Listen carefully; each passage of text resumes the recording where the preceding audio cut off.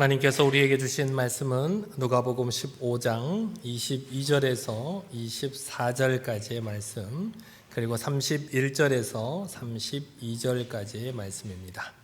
신약성경 121면 누가복음 15장 22절에서 24절, 31절에서 32절 말씀입니다.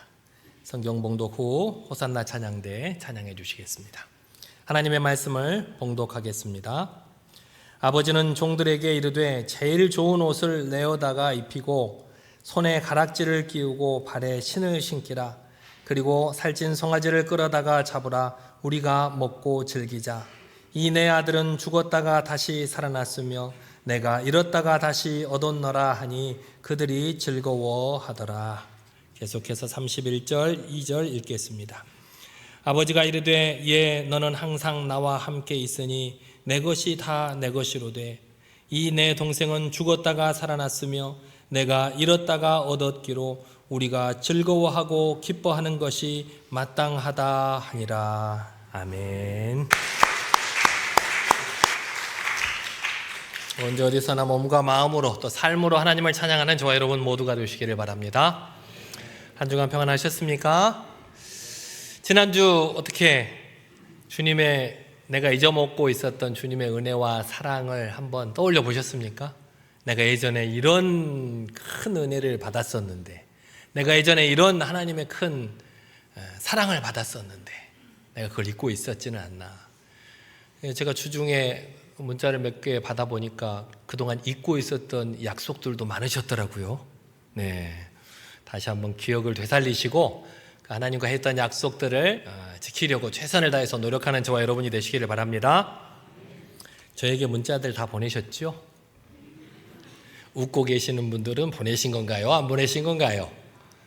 네, 우리 어르신들께서는 이렇게 문자를 안 보내셔도 전화를 하세요. 전화를. 네, 문자 보내기 어렵잖아요.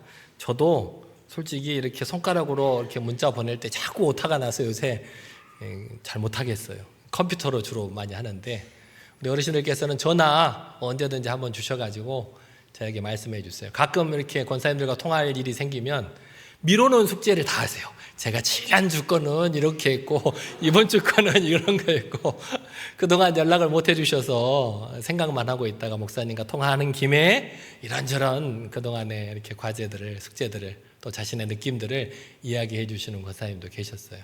좋아요. 언제든지 전화 주시고 또 문자가 가능하신 분들은 꼭 문자를 해보시기를 바랍니다. 우리가 예수님을 믿는 것은 쉽습니다. 하지만 예수님 믿는 사람으로 사는 것은 쉽지 않습니다. 약속을 해도 우리가 작심삼일이 되는 이유가 뭘까요? 나하고만 약속을 하니까 그래요. 그래서 다른 사람하고 약속을 공유할 수 있어야 됩니다. 내가 이렇게 살아가겠다라고 하면 저는 그래서 의도적으로 이렇게 말을 합니다. 이제 우리 식구들한테도 말을 하기도 하고 성도님들한테도 말을 합니다. 제가 앞으로 이렇게 하겠습니다. 그렇게 말하면 나 혼자 약속을 했으면 나 혼자 지키든 말든 아무도 모르니까 상관이 없잖아요. 그런데 제가 이렇게 성도님들과 같이 말을 하면 저도 어떻게 해야 돼요? 지켜야 되겠다는 마음에 부담감이 더 있어요. 그래서 여러분들도 조금 어려우시고 조금 낯설더라도 꼭 이렇게 문자를 보내주시고, 어르신들께서는 조그만 수첩에 한 번씩 적어 놓으셨다가 저 만나면 한꺼번에 얘기해 주셔도 됩니다. 예, 이번 주에 얼마나 또 이렇게 여러분들의 많은 응답이 있는지 제가 기대가 됩니다. 네, 오늘도 렘브란트의 그림으로 계속 설교를 하게 됩니다. 여러분들 주보에 앞에 렘브란트의 그림이 있는데 이 그림을 보면 아버지의 유산을 물려받고 가문의 대를 이어가야 하는 첫째 아들을 볼 수가 있습니다. 오른쪽 편에 첫째 아들이 있죠. 그 첫째 아들을 가만히 보면요, 왼쪽에 있는 아버지와 많이 닮아 있는 것을 볼 수가 있습니다. 첫째 아들은 아버지와 같이 수염을 길게 기르고 있고요, 아버지처럼 붉은 외투를 걸치고 있고 그 얼굴도 가만히 보면 왼쪽에 있는 아버지와 상당히 닮아 있습니다. 그렇게 외모는 아버지를 닮았지만 그 마음과 행동은 아버지를 닮지 못하고 있는 것을 우리는 볼 수 있습니다.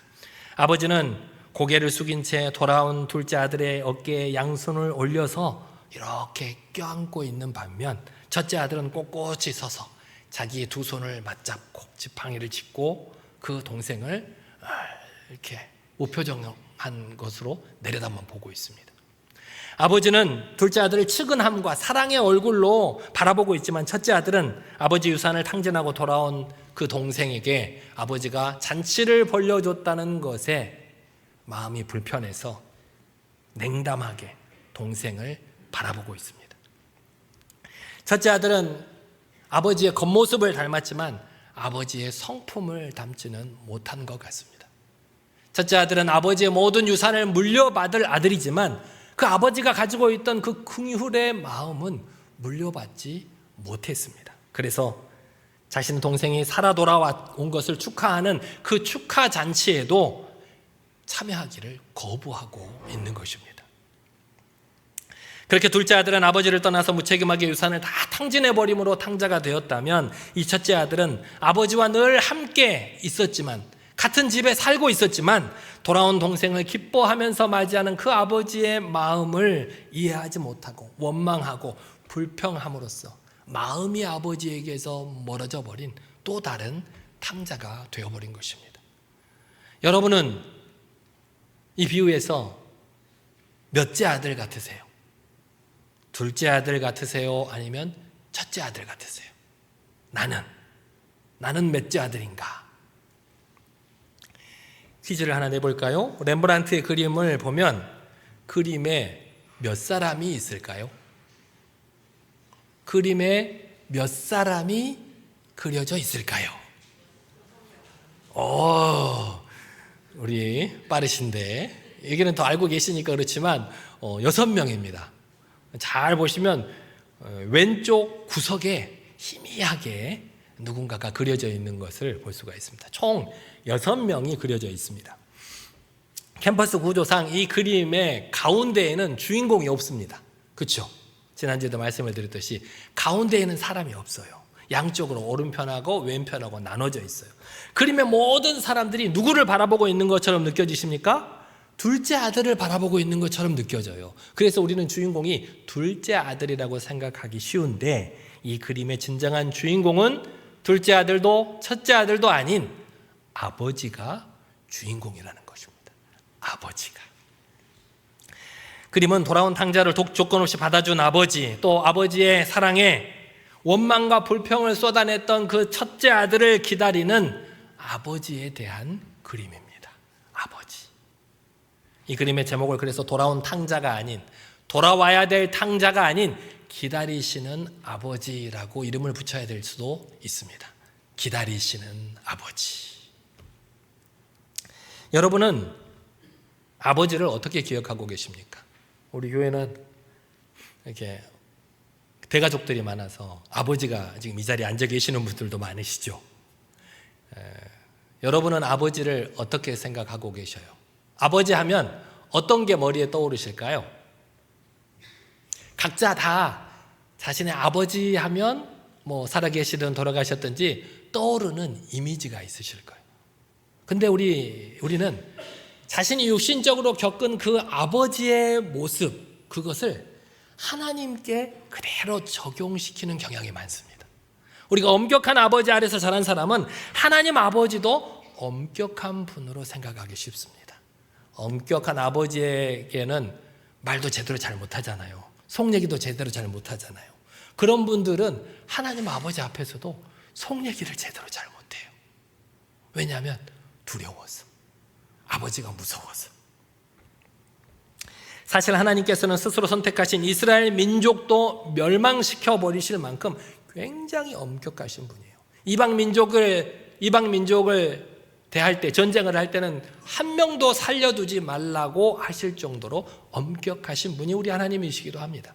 반면 다정하고 사랑스러운 아버지에게서 자란 우리 자녀들은 우리 하나님 아버지도 그렇게 받아들여요. 우리 하나님은 사랑스러운, 나를 사랑해 주시는 분, 사랑이 많으시는 분. 그 사랑스러운 아버지 밑에서 자란 사람은 아버지에게 종알종알 얘기를 많이 잘하잖아요. 아빠 이랬어, 어쨌어. 아버지가 잘 들어주니까. 그래서 그런 분들은 우리 하나님 앞에서도 자기 속 얘기를 잘해요. 해야 될 별로 기도 같지 않은데도 중얼중얼 기도하고 어쩌다가 듣는 소리를 들어보면 저런 말까지 하나님께 기도를 하는구나라고 느껴질 정도로 이것저것 얘기를 잘하는 분들도 계셔요. 실제로 우리 하나님도 이스라엘 백성들이 잘못할 때마다 그들을 달래시고 그들이 돌아오기를 바라시는 마음으로 수많은 선지자들을 보내셨던 분이 우리 하나님이세요. 돌아오너라, 너희들이 잘못했다, 그렇게 살아가면 안 된다, 내가 지금은 참아주고 있으니까 어서 돌아오너라 라고 수많은 선지자를 보내셨고, 결국에는 하나뿐인 아들을 우리를 위해서 십자가에 내어주셨던 그렇게 사랑이 풍성하신 분이 바로 우리 하나님이시기도 합니다. 여러분이 생각하는 하나님은 어떤 하나님이실까요? 오늘 비유 속에서 아버지는 이렇게 엄격하신 아버지 같으세요? 아니면 사랑 많은 아버지 같으세요? 이 비유 속에서 아버지는 사랑 많은 아버지에 더 가까운 모습을 보여주고 있는 것 같습니다. 이 비유 속에서 아버지는 계산하지 않아요. 아버지가 계산하고 따졌다면 이 둘째 아들이 돌아올 수 없었을 거예요. 내가 내 재산을 다 가지고 갈 때부터 알아봤다. 탕진하고 돌아왔는데 무슨 낯으로 나를 돌아왔느냐? 물려줄 것이 더 이상 없으니 네 알아서 살아가거라. 이렇게 계산하는 아버지였다면 절대 둘째 아들이 아버지의 집으로 돌아올 수 없었을 것입니다. 그런데 아버지는 계산하지 않았어요. 돌아온 아들 그대로 받아주셨죠. 이렇게 돌아갈 곳이 있다는 것만큼 복된 것이 우리에게는 없습니다. 우리를 기다려주시는 분, 나를 받아주실 분이 있다는 것만큼 우리를 든든하게 하는 것이 없습니다. 우리 하나님 아버지께서도 아무것도 계산하지 않으시고 우리를 받아주시는 분이십니다. 여러분이 서로 방황하다가 돌아왔더라도 여러분의 손에 가지고 있는 것이 없어도 있는 모습 그대로 받아주시는 분이 우리 하나님이십니다. 방황하다가 돌아가려고 하면 쉽지 않아요. 하나님께 죄송하거든요. 내가 무슨 낯으로 하나님을 다시 뵙지? 그런 생각이 들 때도 있습니다. 하지만 돌아갈 곳이 있고 나를 기다리고 계시는 분이 있다는 사실을 꼭 기억하시기를 바랍니다. 여러분의 자녀들은 어떨까요? 여러분의 자녀들은 혹 여러분의 자녀들이 가출했다가도 돌아가면 부모님이 나를 받아줄 거라고 생각을 할까요? 다들 너무 커서 이제 가출하지는 않는 자녀들도 있겠지만 마음으로 가출할 수도 있는 거잖아요. 내가 아버지, 어머니가 우리 교회 같이 신앙생활 하고 있지만 내가 겉으로는 최소한의 해야 될 것들을 잘 하지만 마음은 아버지에서 멀어져 있는 사람도 있을 수 있어요. 그러면 그것도 가출한 거죠. 그런데 내가 돌아왔을 때 아버지가, 우리 부모님이 나를 받아줄까? 내가 어떤 짓을 저질렀어도 부모님은 나를 받아줄 거야 라고 하는 확신을 심어줄 수 있는 여러분이 되시기를 바랍니다. 그 확신이 여러분의 자녀가 돌아오는 첫걸음이 됩니다. 저도 무뚝뚝한 아버지에 속합니다. 그래서 첫째 아들을 키울 때는 굉장히 무뚝뚝하게 혼도 내면서 매도 때리면서 철저하게 규칙대로만 키워서 엄격한 아버지여서 좀 미안한 감이 없지 않아 있습니다.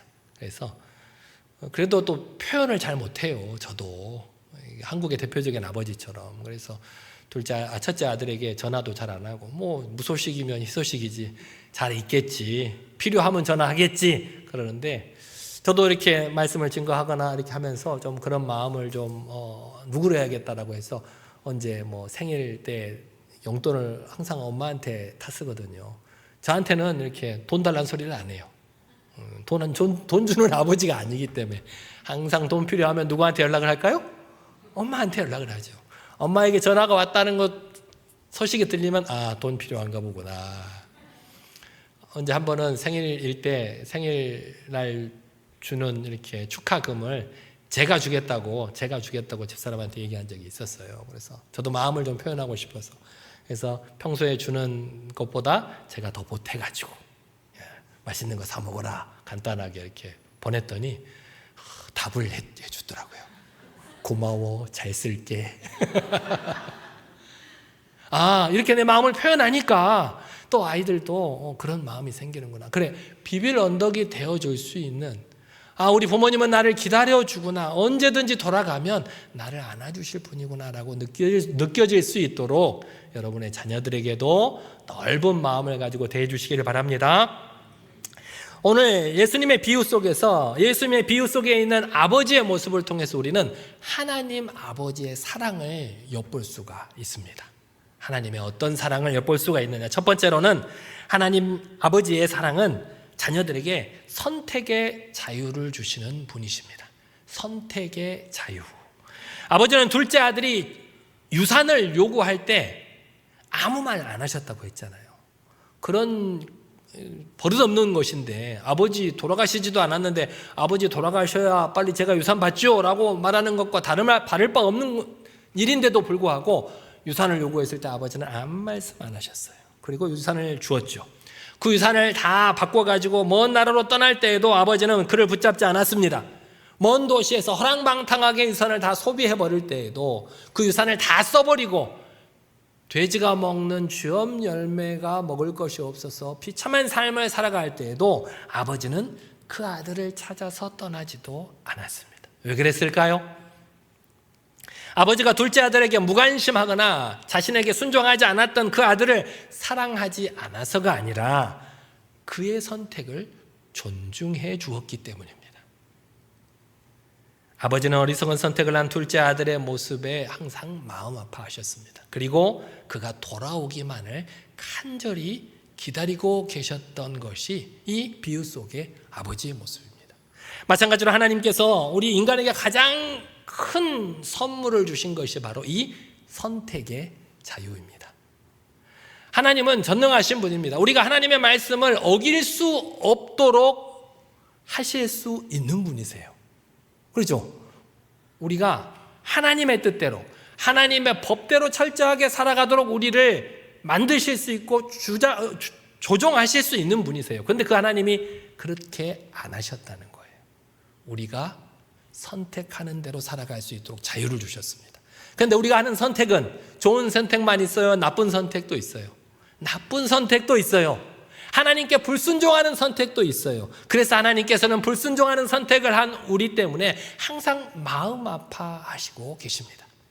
그 하나님의 마음을 우리는 우리의 자녀들을 통해서 늘 경험할 수가 있습니다. 우리가 자녀들에게 말 많이 하잖아요.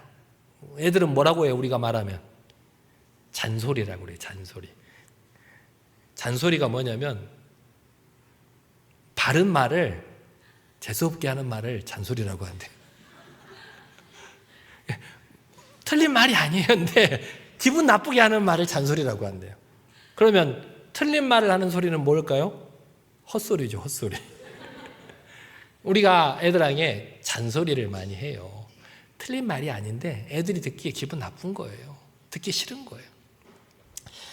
얘들아, 음식을 골고루 먹어야 된다. 흘리지 말고 먹어라. 공부 열심히 해라. 운동 좀 해라. 방 정리 좀 해라. 친구들과 좀 사이좋게 지내라. 이런저런 또 신앙생활도 잘 해야 된다. 예배 시간에 제발 늦지 좀 마라. 이런 소리를 하면 애들이 뭐라고 해요? 좀 내버려 둬. 나 좀 가만히 놔둬. 알아서 할게. 알아서 하기는요. 못하지만 알아서 한다고 해요. 그런 소리를 들으면 부모된 입장으로서 얼마나 서운한지 몰라요. 누구를 위해서 하는 말이에요? 자기를 위해서 하는 말인데 그렇게 서운하게 말할 수 있냐. 그런 말을 들을 때마다 서운한 감정을 숨길 수가 없죠. 우리 부모가 북한이 남침을 못하는 이유가 하나 있답니다. 중2가 무서워서. 중학교 2학년이 사춘기가 한참일 때거든요. 그 중2가 무서워서 이렇게 북한이 남침을 못한다는 우스갯소리가 있어요. 저희 집에도 중2가 한 명 있습니다. 사춘기가 한참인 자녀들은 부모가 어떤 부모라도 감당하기가 쉽지가 않아요. 아침 저녁으로 기분이 달라지거든요. 어느 기분에 맞춰야 될지를 모르겠는 거예요. 사춘기가 한참인 자녀, 그런 때로는 그 사춘기가 도를 넘어가지고 집을 나가버린 자녀가 있다면 부모는 밤잠을 못 자고 그 자녀가 돌아오기만을 기다립니다. 문도 잠그지 못하고 혹시나 한밤중에라도 들어올까 봐. 마찬가지로 우리 하나님께서 어리석은 선택으로 세상을 방황하는 우리가 당신의 사랑을 깨닫고 언제나 돌아오기만을 바라고 되시는 분이 바로 우리 하나님이십니다. 탕자가 용서함 받았잖아요. 아버지한테 재산도 물려받고 그 재산도 다 탕진해 버렸는데도 용서함을 받았어요. 탕자가 용서함을 받을 수 있었던 이유는 뭘까요? 그가 아버지께로 돌아왔기 때문이 아니라 그를 기다려주는 아버지가 계셨기 때문입니다.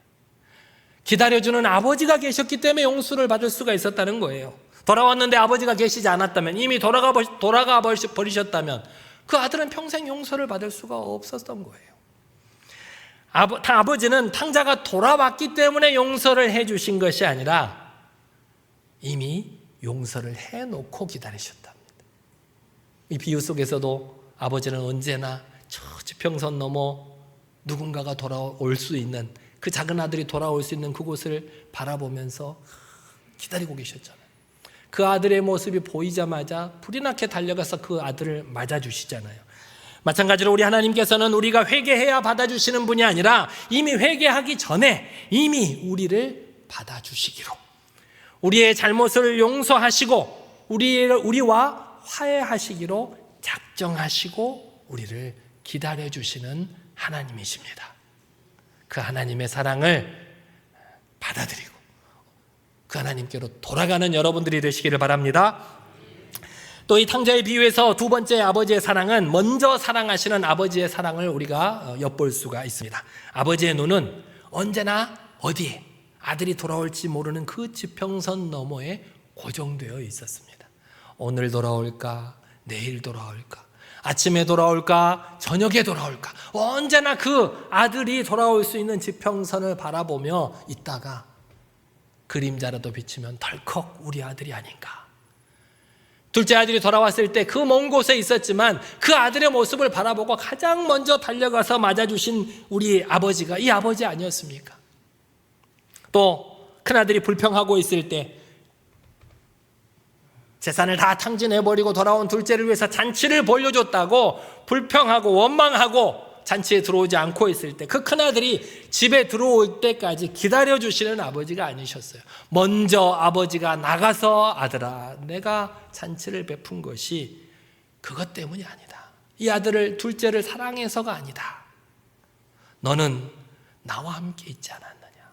내 것이 다 네 것이 아니냐라고 부드러운 말로 달래주시고 잔치에 같이 들어가자고 권면하시는 아버지셨어요.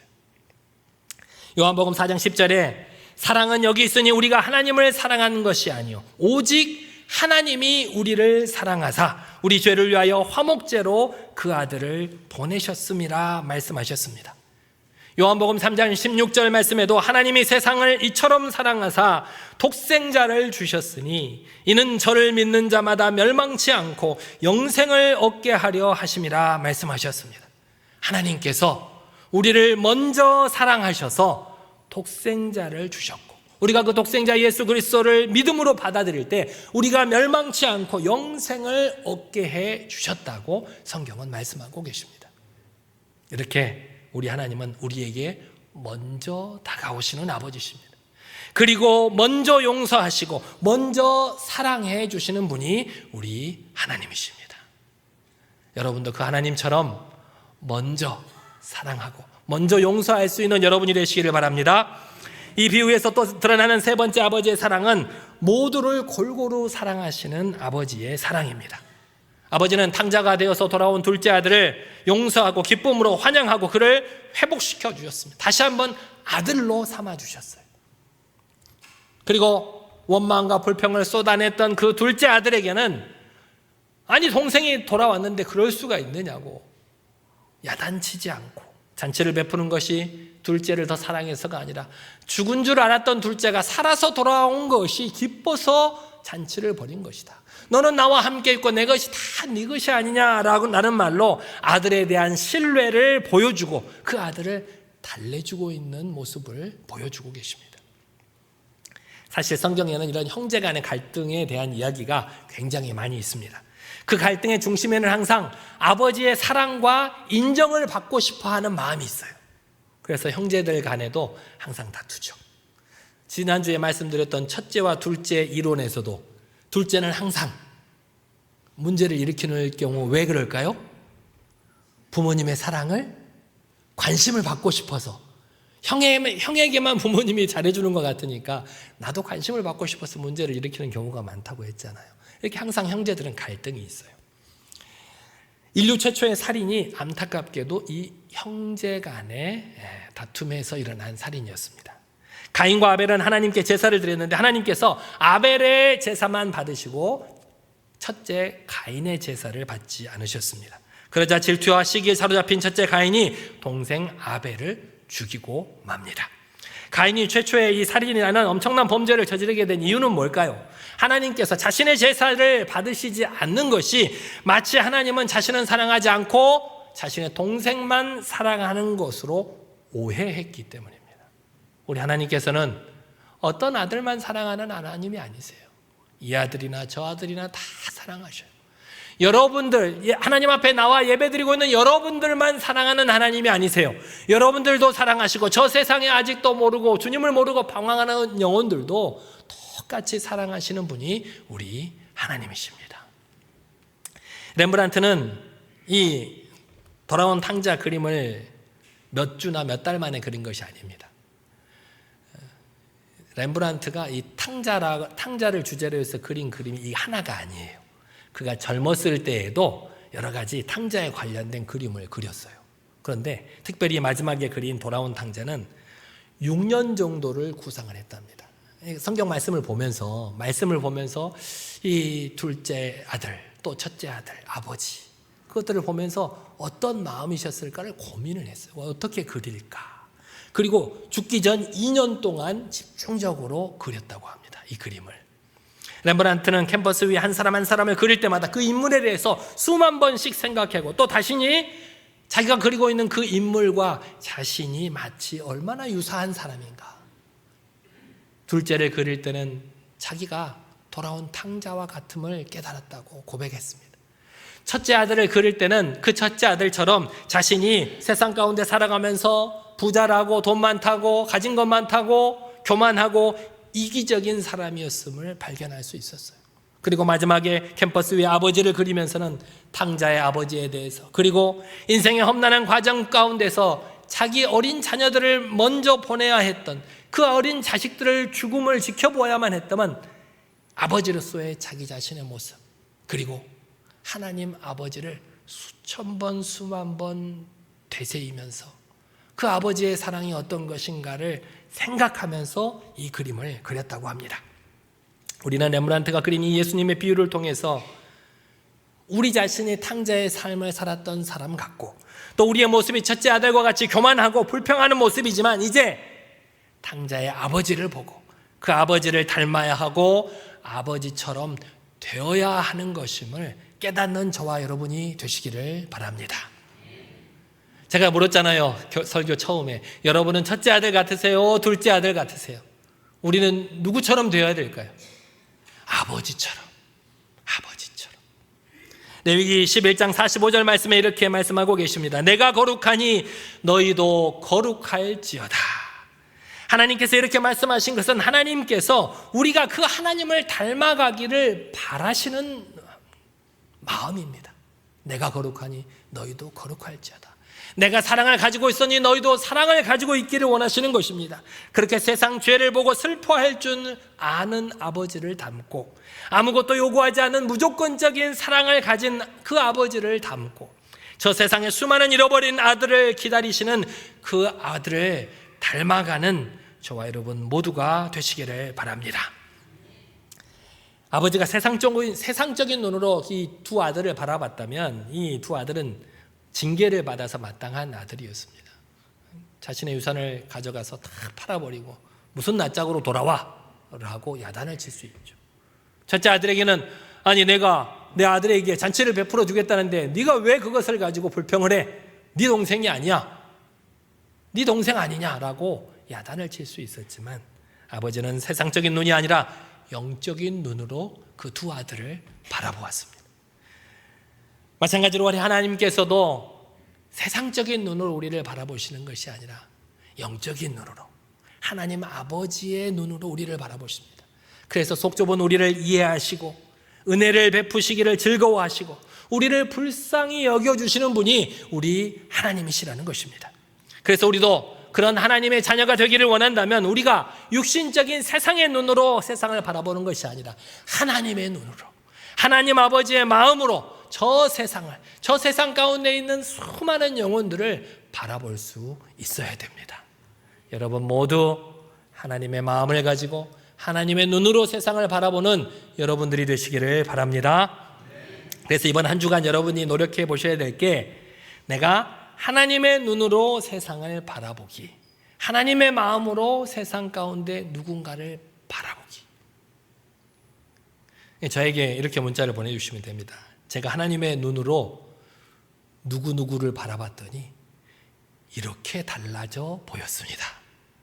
내가 하나님의 마음으로 세상에 내가 지금 처하고 있는 상황을 바라봤더니 전에는 이런 마음이었는데 지금은 이런 마음으로 바뀌었습니다 라고 저에게 알려주시면 좋겠어요. 이번에는 좀 많이 알려주실 거죠? 한 주간 여러분들이 이렇게 마음속에 하나님의 마음을 가지고 사람을 바라보고 하나님의 마음을 가지고 내가 처한 상황을 바라봄으로 그것들이 어떻게 변화하는지를 서로 우리 구역식구들끼리도 나누고 부부들끼리도 나누고 저에게도 나눠주심을 통해서 늘 성장할 수 있는 여러분들이 되시기를 바랍니다. 이제는 세상에서 방황하는 탕자의 삶에서 벗어나서 하나님의 집에 있지만 원망하고 불평했던 그 첫째 아들의 모습에서 벗어나서 우리를 조건 없이 사랑해 주시는 그 하나님 아버지를 바라보고 우리를 위하여 죽기까지 십자가에 달려 죽으셨던 그 예수님을 바라보고 하나님의 마음으로, 사랑의 눈으로, 영적인 눈으로 저 세상을 바라봄으로 둘째 아들과 같은 영혼도, 첫째 아들과 같은 영혼도 넓은 마음으로 품어줄 수 있는 하나님 아버지를 닮아가는 저와 여러분 모두가 되시기를 간절히 기도합니다. 이 시간 잠시 한 목소리로 기도하겠습니다. 나의 육신의 경험으로 하나님 아버지를 제한적으로 알고 있었던 어리석음을 용서하여 주시옵소서. 하나님, 나의 눈으로 세상을 바라보고 원망하고 불평했음을 용서하여 주시옵소서. 이 시간 우리 말씀처럼 하나님 아버지의 마음으로 세상을 바라봄으로 하나님 아버지를 닮아갈 수 있는 우리가 될 수 있도록, 하나님의 눈으로 세상을 바라보고 하나님의 뜻에 순종할 수 있는 우리가 될 수 있도록 해달라고 이 시간 우리 한 목소리로 같이 기도하겠습니다. 능력의 하나님 아버지, 오늘 우리에게 주신 말씀을 아버지 하나님 우리 마음속 깊이 다시 한번 되새길 수 있는 우리 모든 성도들이 될 수 있도록 인도하여 주시옵소서. 나의 육신의 아버지의 경험 때문에 하나님 아버지를 제한적으로 알고 있었음을 용서하여 주시옵소서. 엄하기도 하신 아버지이시지만 한없는 사랑을 베풀어 주시는 아버지 하나님, 내가 돌아오기를 언제나 기다리고 계시고 이미 용서하시고 이미 아버지 하나님 화해하시기로 작정하시고 나를 기다리시는 그 하나님 아버지가 계심을 우리가 잊지 않을 수 있도록 인도하여 주시옵소서. 능력의 하나님 아버지, 나의 눈으로 세상을 바라보고 원망하고 불평했던 어리석음을 용서하여 주시옵소서. 아버지, 나의 육신적인 눈이 아니라 영적인 눈으로 세상의 많은 사람들, 내가 지금 처한 상황을 바라볼 수 있도록 인도하여 주시옵소서. 아버지의 마음으로 세상을 바라봄으로 하나님 아버지를 닮아감을 통하여 하나님 아버지의 거룩하신 뜻에 순종할 수 있는 우리 모든 동함의 가족들이 되어질 수 있도록 주님께서 붙드시고 인도하여 주시옵소서. 주님께서 함께하여 주실 줄 믿사옵나이다. 아멘. 사랑의 하나님 아버지, 오늘 우리에게 주신 말씀을 통해 우리가 하나님 아버지를 닮아가는 거룩한 백성이 되어야 함을 깨닫게 해주심에 감사를 드립니다. 나의 육신적 경험으로 전능하신 하나님을 제한적으로 알고 있었음을 회개합니다. 나의 세상적인 경험과 육신의 눈으로 세상을 바라보고 판단하며 원망하고 불평했던 지난 날을 용서하여 주옵소서. 이제는 하나님 아버지의 마음으로 영적인 눈으로 세상을 바라보며 우리를 향하신 하나님의 뜻에 순종할 수 있도록 우리에게 힘과 능력을 더하여 주옵소서. 예수님의 이름으로 기도드리옵나이다. 아멘.